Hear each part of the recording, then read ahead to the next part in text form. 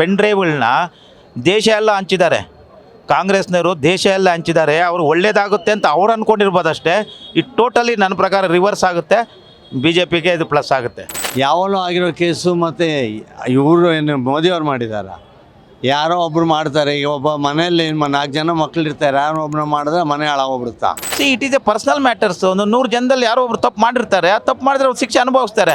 ಹೋರಾಟ ಮಾಡೋವಂಥ ತಂತ್ರಗಾರಿಕೆ ಹೋರಾಟ ಮಾಡ್ತಾ ಇದ್ದಾರೆ. ಅದರಿಂದ ಜನ ಇದು ಈ ಥರದ ಗಿಮಿಕ್ನೆಲ್ಲ ನಂಬಿ ಓಟ್ ಹಾಕಲ್ಲ. ಈ ಕಾಂಗ್ರೆಸ್ನ ಒಂದು ರೀತಿ ನೀತಿ ಫಾರ್ ದ ಲಾಸ್ಟ್ 60 years ಇಷ್ಟೇ, ದಲಿತರಾಗೇ ಉಳಿಸೋದು. ಇದನ್ನೆಲ್ಲ ನೋಡಿದ್ರೆ ಕಾಂಗ್ರೆಸ್ ಅವರು ಅದೊಂದು ಸಿಡಿನ ಇಟ್ಕೊಂಡು ಒಂದು ಕುಟುಂಬನ ಬೆದರಿಸುವಂಥದ್ದು, ರಾಜಕೀಯದಲ್ಲಿ ತಂತ್ರಗಾರಿಕೆ ಮಾಡೋವಂಥ. ದೇಶಕ್ಕಾಗಲಿ ಮೋದಿಗಾಗಲಿ ಬಿ ಜೆ ಪಿಗಾಗಲಿ ಯಾವ ರೀತಿ ಇದರಿಂದ ಎಫೆಕ್ಟ್ ಆಗೋದಿಲ್ಲ. ಅವರು ಭಾಳ ಪ್ಲಾನ್ ಮಾಡಿದ್ದಾರೆ. ಯಾಕೆಂದ್ರೆ ಗೊತ್ತಿತ್ತು ದೇವೇಗೌಡರ ವ್ಯಕ್ತಿತ್ವಕ್ಕೆ ಮಸಿ ಬೆಳೆದ್ರೆ ಒಕ್ಕಲಿಗರು ವಿರುದ್ಧ ಆಗ್ತಾರೆ ಅಂತಲೇ ಅವರು ಚುನಾವಣೆ ನಂತರ ಬಿಟ್ಟಿದ್ದಾರೆ.